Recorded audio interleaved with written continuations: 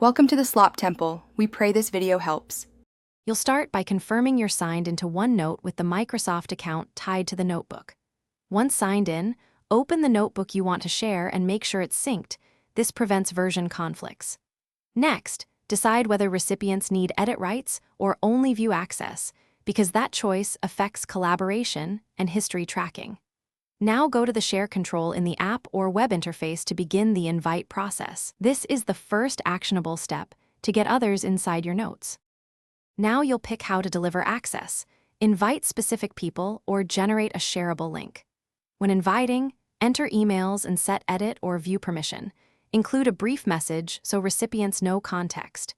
If you need broad access, create a share link and immediately set whether it allows editing or only viewing. Make sure to check any advanced options like link expiration or blocking downloads if available. These controls help protect content while enabling collaboration. Finish by auditing who has access and adjusting rights as the project evolves. Go to Notebook Permissions or the Share pane to remove users, change edit to view, or revoke links when no longer needed. Once done, confirm recipients can open the notebook and see recent changes. This prevents wasted work. If someone can't access it, ask them to resync OneNote, clear app cache, or try the web version. When that fails, revoke and reissue the invite or link to reset permissions and resolve lingering access issues.